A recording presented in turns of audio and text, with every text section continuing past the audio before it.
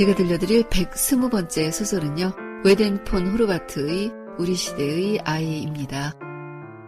호르바트는 헝가리에서 태어나 외교관인 아버지를 따라 독일, 오스트리아, 헝가리에서 살았어요. 독일어로 글을 썼고 독일에서 가장 오래 살았지만 헝가리 국적을 갖고 있고요.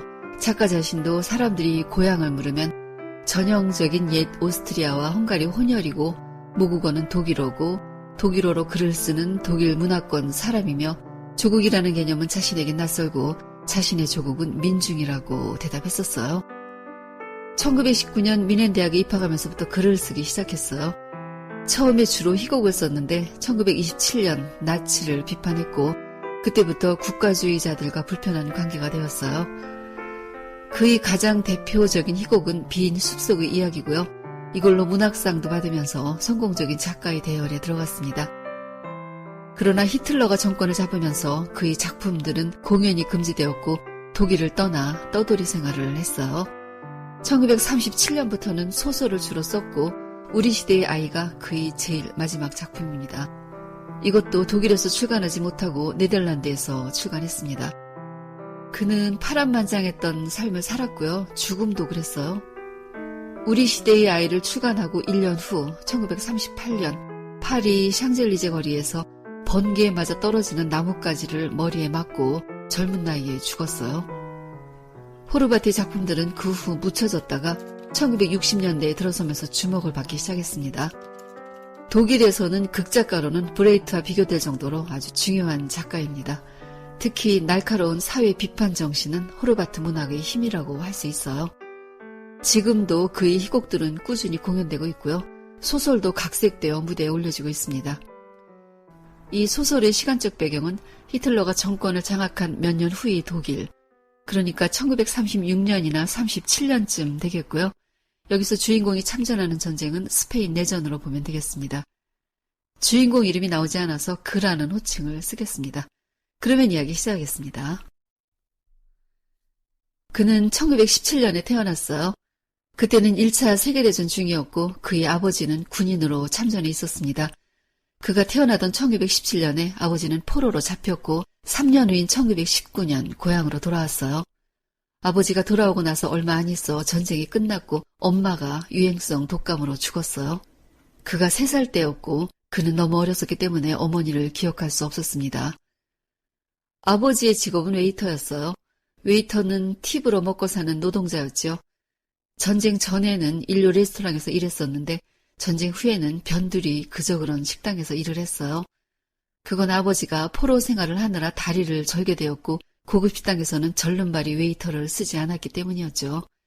그래서 아버지는 세계대전 때문에 사회적으로 신분이 하락했다고 생각했어요.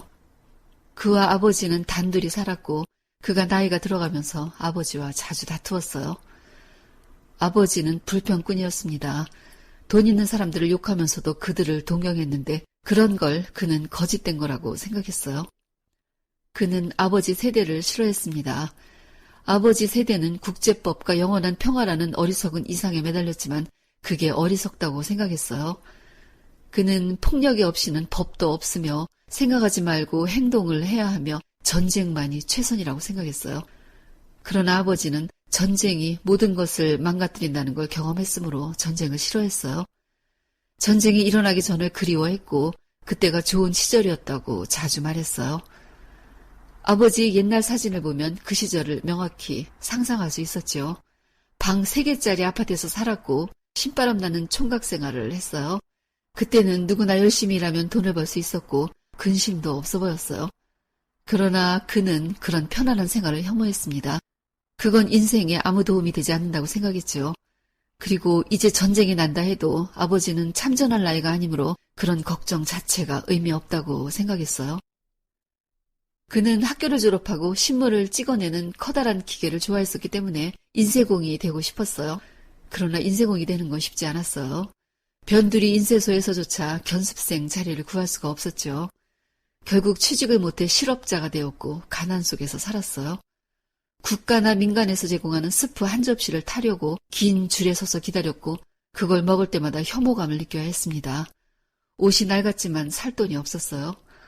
스프를 제공하는 수도원 교회 지붕에는 6 성자의 석조상이 있었어요. 수프를 먹으면서 그 석조상을 쳐다보곤 했는데 6 성자들은 혐오감에 쌓여있는 그를 비난에 찬 눈초리로 보고 있는 듯 했어요. 모두들 가난했습니다. 젊은이건 늙은이건 수프를 배급받아 먹으면서도 이렇게 구걸을 하느니 차라리 도둑질이 낫다고 생각했죠. 사람들은 급한 식료품이나 담배, 맥주, 포도주 같은 걸 도둑질했고 그도 도둑질을 했습니다. 그렇게 6년이 흘렀어요. 아무래도 6년 동안 그는 비참했고 슬펐습니다. 22살쯤 되었을 때 군대에 들어갔어요. 그는 군인이 되었고 너무 기뻤습니다. 이제 자신이 어디 속했는지 확실히 알 수 있었죠. 더 이상 내일 먹을 걸 걱정하지 않아도 되었고 군화가 다르면 새 것이 지급되었고 겨울이 오면 두툼한 외투를 보급받을 것이었죠. 항상 옆에는 동료 군인들이 있었으므로 외롭지 않았고 힘을 가지고 있음이 매 시간 느껴졌어요. 그는 보병이었어요. 여자들은 공군을 좋아했지만 전쟁의 향방을 결정짓는 건 공군이 아니라 보병이라고 확신했습니다. 군대에는 규율이 있었고 그들은 규율을 사랑했어요. 규율이야말로 일자리가 없던 시절이 온갖 불안을 겪은 후에 그들에게 찾아온 천국이었죠. 부대에는 젊은 대위가 있었는데 대위는 병사들이 사랑을 받았어요. 대위는 공정하고 엄하고 이상적인 사람으로 거의 웃지 않았어요. 아무도 그가 웃는 걸 본 사람이 없었죠. 매일 천천히 병사들을 사흘하면서 모든 게 제대로 되어 있는가를 살폈지만 그 시선은 겉만 보는 게 아니라 병사들이 영혼을 들여다보는 듯 했습니다. 모두들 대위처럼 되고 싶어 했어요. 그는 군인이 되고 나서 조국을 사랑하게 되었어요. 강력하고 힘있는 제국, 전 세계를 지배하게 될 조국, 다음번 전쟁에서 승리할 것을 확신했습니다. 훈련을 마치면 매일 시내를 행진했어요. 민간인들은 대부분 즐거운 표정으로 군인들을 보았지만 노인들은 시선을 돌렸어요. 그들이 시선을 돌리면 화가 치밀어 올랐지요. 그의 아버지도 그들과 같을 것이었어요. 그들과 아버지는 군수산업을 증오했고 군수 산업가들이 돈을 버는 것에 대해 부정적이었어요. 그러나 신세대들에게는 그런 게 문제되지 않았습니다. 훌륭한 대포, 탄약, 모든 대용품들. 인간의 삶에서 최고는 조국이라는 사실을, 조국보다 더 중요한 것은 없으며 다른 건 전부 무의미하다는 것을, 조국은 두려움이 대상이 되어야 하고 날카로운 무기를 소유해야 하는데 자신들이 바로 그 무기라는 것을 자부심으로 확고하게 믿고 있었습니다. 하지만 이런 당연함을 모르는 아버지를 포함한 사람들, 그들은 아직도 19세기에 뿌리를 두고 있는 졸렬한 이데올로기에 사로잡혀 있는 슬픈 무리들이라고 생각했습니다. 봄이 다가왔어요. 그는 훈련 중 사격에 만점을 받아 2번째 별을 땄고 군복에 별 2개를 달았습니다. 어느 날 동기 2명과 자유시간에 외출을 했어요. 동기들은 주로 여자 이야기를 했지만 그는 여자에게 관심이 별로 없었어요. 여자는 필요하기라고 생각했고 차라리 남자들과 어울리는 게 좋았어요. 그에게 의미 있고 사랑할 가치가 있는 존재는 대위뿐이라고 생각했죠. 그들은 외출을 나와서 노점들을 돌아다니다 탑과 방로가 있는 마법의 성에 갔어요. 스피커에서는 왈츠가 흘러나왔고 이런 놀이에 흥미를 느끼지 않는 그의 눈에 들어오는 것이 있었어요. 그건 매표소에 있는 젊은 여자였어요. 그녀를 본 순간 심장이 멈춰버린 것 같았습니다. 그녀에게 왜 끌리는 건지 알 수 없었어요. 앉아있었으므로 몸매가 어떤지도 안 보였고 커다란 눈 외에는 확실히 보이지 않았고 그녀가 그를 쳐다본 것도 아니었어요. 그는 입장권을 사는 핑계로 가까이 갔고 그녀의 머리카락이 부드러운 걸 보았어요. 입장권을 주며 말하는 그녀의 목소리를 들었습니다. 그 목소리는 전에 어디선가 들은 듯했고 갑자기 기억도 안 나는 어머니의 목소리를 생각했어요. 목요일에 그의 부대는 전쟁에 참가했습니다. 새벽 3시에 갑작스레 소집되었고 대위는 부대를 사열했어요. 그들이 꿈꾸었던 것보다 더 빨리 현실이 찾아온 거였죠. 그는 전쟁에 나가는 게 흥분되었습니다. 다만 이번 휴일에 마법의 성에 다시 가려고 했었는데 거길 못 가게 된 것이 유감이었죠. 그 대목입니다. 아무렴 어때? 조국이 부르고 있고 조국은 자기 아이들이 사생활은 당연히 배려하지 않는다. 마침내 시작이다. 언젠가 우리가 살고 있는 시대가 지나가면 그제야 세상은 우리가 얼마나 평화적이었는지 평가할 수 있을 것이다. 우리는 서로 눈짓을 했다. 우리는 조국을 사랑하는 것과 똑같이 평화를 사랑한다. 우리는 전쟁을 벌이는 게 아니라 그저 청소를 할 뿐이다. 어떤 작은 나라가 있는데 그걸 우리가 접수할 것이다. 작은 나라이고 우리는 그보다 10배나 더 크다. 과감히 시도하는 자만이 승리한다. 국경을 넘었고 참전한 지 3주가 되었을 때 수도를 점령했어요. 전쟁은 압도적으로 그들이 우세했습니다. 도중에 긴 칼을 든 민간인 5명과 마주쳤는데 모두 체포했고 교수형에 처했습니다. 그런 교활한 불량배들에게는 총알도 아깝다는 이유였어요. 60세에서 17살까지 5명을 한 밧줄에 포박해서 죽였습니다. 전쟁은 계속되었고 저쪽도 많이 죽었지만 이쪽도 많이 죽었어요. 사상자 명단은 철저히 비밀이어서 가까운 가족조차도 군인의 생사를 알 수 없었으므로 희생을 자랑스러워할 수도 없었어요. 진군 5주째 대위가 전사했습니다. 대위는 국경을 넘은 이후로 좀 이상했었어요. 어디가 아픈 건지 몰래 감추고 있는 남모를 고통에 시달리고 있는 건 아닌지 궁금할 정도로 발걸음이 매번 고통당하는 듯 했고 얼굴은 잿빛이 되어가고 있었어요. 그러다가 어떤 폐허에 접근하고 있을 때 그쪽에서 총알이 날아왔어요. 일제 사격이 아니라 기관총 한 대에서 날아오는 총알이었고 그들은 몸을 숨겼어요.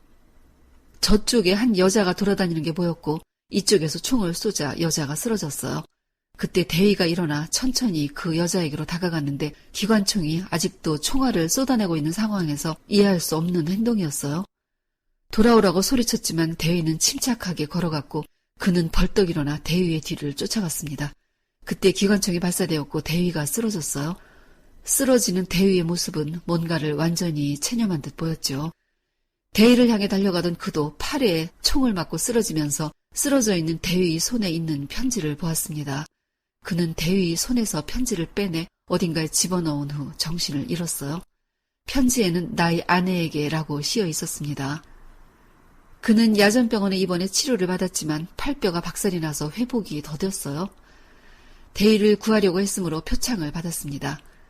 3번째 은빛뼈를 달게 된 거였지만 팔 때문에 우울했어요.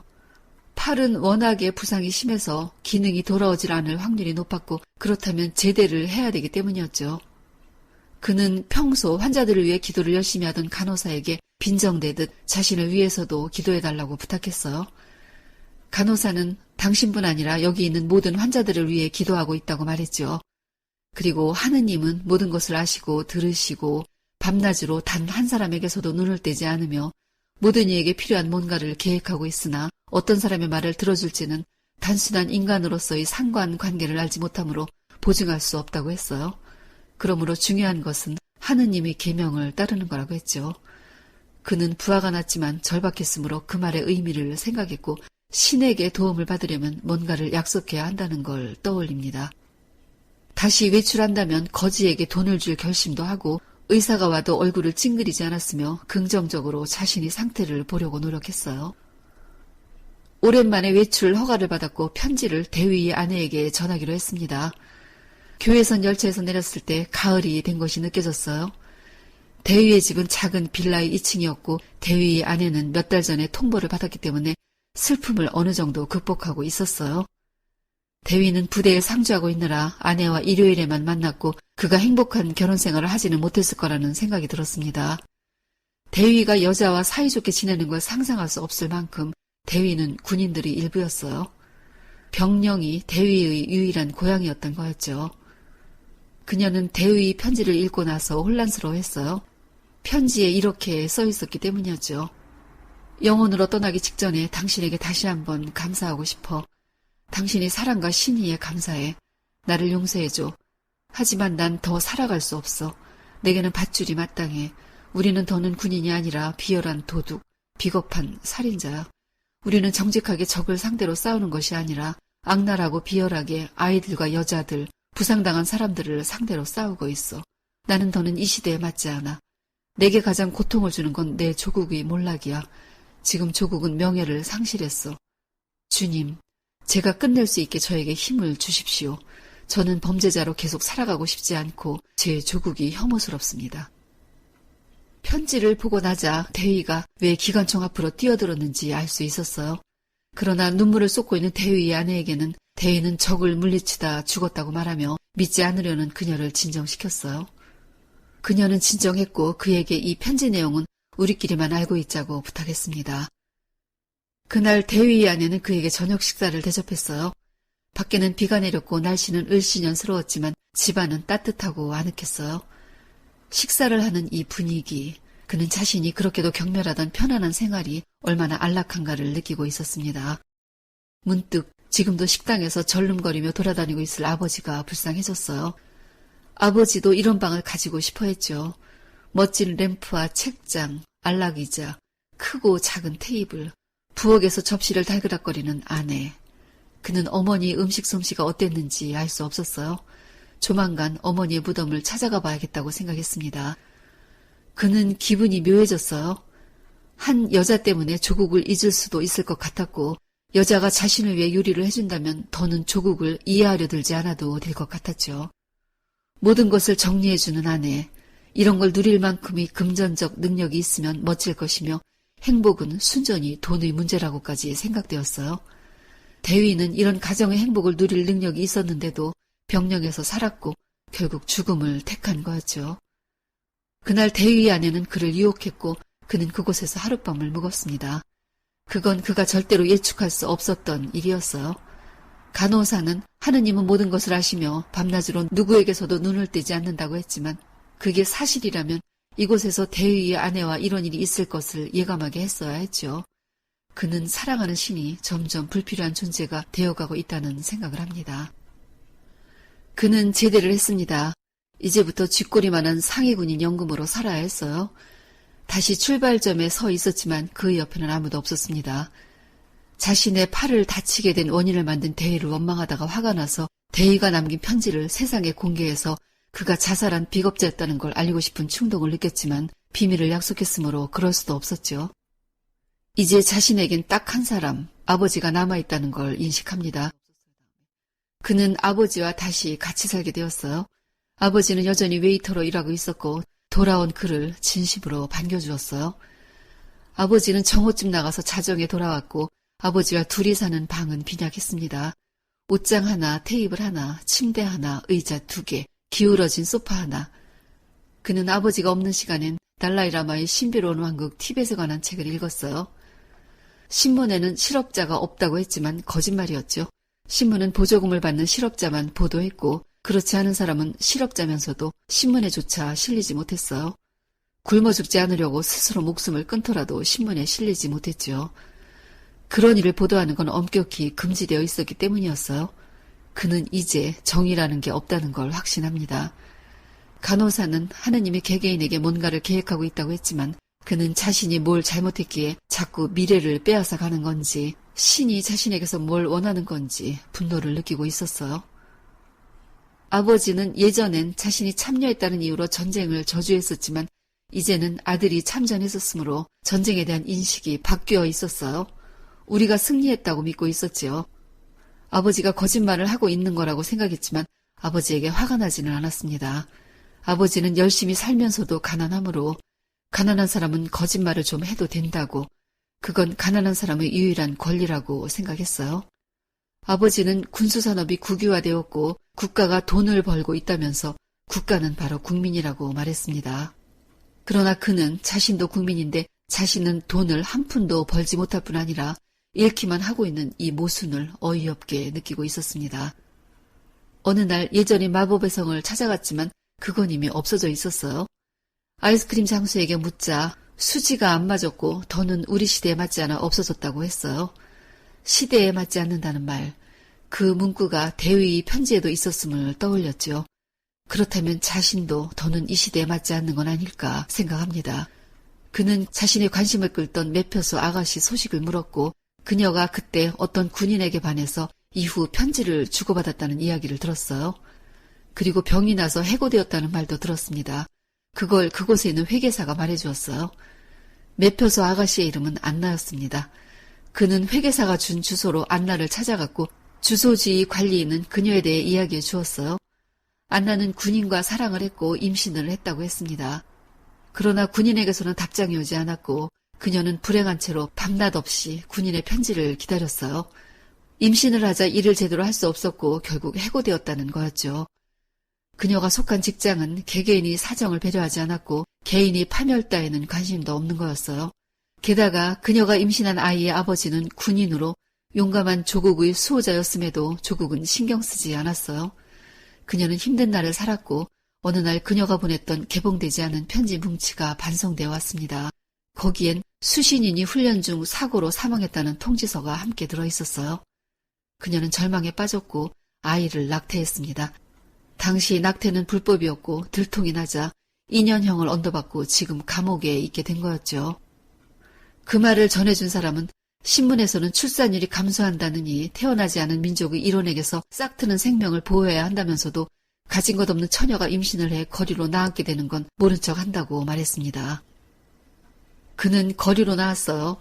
그의 내부에는 무시무시한 분노와 끔찍한 증오가 자리 잡고 있었습니다. 그는 청소를 해버리고 싶었어요. 인간 쓰레기들을 청소해서 날려보내고 싶었습니다. 어두운 밤을 통과해 항구 쪽으로 갔어요. 왜 죄 없는 한 아가씨를 해고했는지 회사에 해명을 요구하기 위해서였어요. 비록 자신과 직접 관계되는 건 전혀 없지만 모든 걸 그냥 받아들일 수는 없다고 생각했죠. 이런 걸 묵과하는 건 파렴치한이라고, 이 일로 목이 달아난다 해도 해야 한다고 생각했습니다. 회계사는 그녀가 왜 일자리를 잃었는지 정확히 알고 있었어요. 회계사는 방금 전에 청어를 곁들여 맥주를 마셨고 지금 군복을 입고 기다리는 그를 마주하고 있었어요. 안나양이 일을 제대로 하지 못했으며 그건 회사의 손해고 사무원, 고개사 등 240명의 사람들을 책임져야 하기 때문에 개개인이 사정을 봐줄 수가 없다고 했어요. 개인은 중요하지 않다고도 덧붙였습니다. 회사는 이윤을 내야 하고 사업은 전쟁과 다름없다고 당신이 군인이니 잘 알지 않느냐고 했습니다. 이 헛소리, 공허하고 상투적인 말, 파렴치하고 거만하고 남이 한 말을 자신이 말이냥 떠드는 이 말들에 속이 메스꺼렸어요. 자신의 과거의 그림자가 혐오스러웠으며 비로소 대위가 옳았다고 생각했습니다. 그는 회계사에게 주먹을 여러 차례 날렸고 비틀거리는 그를 흐르는 운하 속으로 던져버렸어요. 회계사는 이제 개인이 중요한지 아닌지 알게 되었을 거라고, 개인이 중요하지 않다고 말하는 자는 누구나 없어져야 한다고 생각했습니다. 회계사를 죽이고 나서 며칠 동안 불안했지만 그의 살인은 별 문제없이 지나갔어요. 며칠 후 신문에 회계사가 귀가 도중 미끄러져 운하에 추락해 죽었다는 기사가 짧게 났을 뿐이었어요. 그는 감옥에 있는 안나에게 편지를 보냈습니다. 편지에 자신이 온 힘을 다해 당신을 도왔으며 그 이유는 정의를 사랑하기 때문이라고 썼어요. 편지를 붙이고 추운 거리를 걸었습니다. 자신이 어디를 가고 있는지, 집에서 얼마나 멀리 나왔는지 감이 오질 않았어요. 공원으로 들어갔고 벤치에 앉았습니다. 어린 시절 이곳에서 모래놀이를 했던 적이 있었어요. 그때 만들었던 성과 도시는 지금 어디 있는지 알 수가 없었고 모래는 눈에 뒤덮여 있었습니다. 그는 모든 게 지나갔고 새로운 시대가 올 거라는 생각을 하면서 눈을 감았어요. 그의 얼굴에 눈이 덮였고 추웠지만 집으로 가야 할 힘이 없었습니다. 3살 때 어머니가 돌아가시는 걸 보려면 누군가가 자신을 창문으로 들어 올려줘야 했었던 때처럼 지금 누가 들어 올려줘야 밖을 볼 수 있을 거라는 생각을 했어요.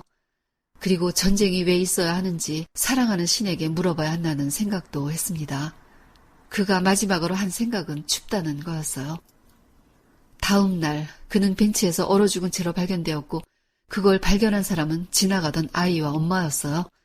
경찰이 왔고 아이 엄마는 시신을 안 보려 얼굴을 돌렸지만 아이는 자꾸만 뒤돌아서서 호기심 어린 눈으로 쳐다보았습니다. 마지막 부분을 읽어드릴게요. 실컷 봐라. 눈사람이 벤치에 앉아있다. 그는 군인이다. 너는 잘할 거고 그 군인을 잊지 않을 거다. 그를 잊지 마라. 그는 시시한 일을 위해 자기 팔을 바쳤다. 내가 완전히 어른이 되었을 때는 아마 다른 시대가 와 있을 거고 내 아이들은 너에게 이렇게 말하겠지. 그 군인은 비열한 살인자였다고. 그렇다고 그를 욕하지는 마라. 그는 어쩔 도리가 없었다. 그는 바로 우리 시대의 아이였다. 부디 이 점만은 알아주기를. 소설은 여기서 끝입니다. 가정적으로도 행복하지 못했던 그는 시기적으로도 좋은 시절을 살지 못했어요. 그가 조국을 맹목적으로 추앙하고 조국을 위해 전쟁을 찬양하는 건 분출할 곳이 필요했기 때문입니다. 대위는 다른 사람보다 먼저 국가의 모순을 알았고요. 대위의 죽음은 주변에 영향을 주고 있습니다. 마지막에 마법이성 여자 안나의 복수를 하는 건 꽤 의미심장한데요. 강력한 지배 세력에 대한 개인의 복수. 그러나 이게 얼마나 힘없는 반항인지 책을 읽으면서도 슬프기 그지없습니다. 작가는 서서히 진실을 알아가는 청년을 통해 파시즘을 비판했는데요. 결국 피해자는 청년일 뿐 역사는 그대로 흘러 더 큰 비극을 만들었죠. 맨 마지막에 그가 우리 시대의 아이였다고 말하면서 분노로 저지른 살인에 대한 용서를 구하고 있습니다. 그런데 그걸 용서할 필요가 있을까 하는 생각을 하게 되는데요. 회계사의 죽음이 슬프지도 가엽지도 않은 건 회계사를 개인으로 보지 않고 힘을 가진 집단으로 보기 때문입니다. 그걸 집단으로 볼 때 우리도 자비로운 마음을 갖기는 힘듭니다. 이 소설의 배경은 1930년대고요. 지금 오랜 시간이 지났어요. 그러나 이게 현재 진행형인 듯한 생각이 드는 건 명분이 앞서는 거대 세력의 못된 짓을 지금도 목격하고 있기 때문입니다. 우리도 어느 시대의 아이였고요. 지금 우리 시대의 아이들도 존재합니다. 괜찮아질 거야. 지금은 시대가 그러니까 이렇게 위안하면서 한 시기를 넘기기만을 바라는 어른이 바로 우리들 아닐까 합니다. 더 좋은 걸 물려줘야 하는데 수십 년이 지났어도 반복되는 오류가 앞으로 수십 년 후에도 계속된다고 생각하면 참으로 기가 막힙니다. 뜨겁던 시절, 무조건 뜨거운 시기가 있어요. 계산할 줄도 모르고 타협이란 걸 아직 터득하지 못한 나이. 그 시기엔 뜨거운 감정이 앞섭니다. 그 나이 때는 주변의 역량이 중요한데요. 결국 모든 건 어른들이 책임입니다. 그래서 돈을 싹싹 긁어서 물려줄 게 아니라 견고한 사회적 제도, 그런 뭔가를 물려줘야 하지 않을까 하는 생각을 해보게 됩니다. 오늘은 여기까지입니다. 듣느라고 수고하셨어요. 좋은 책 가지고 다시 만나요.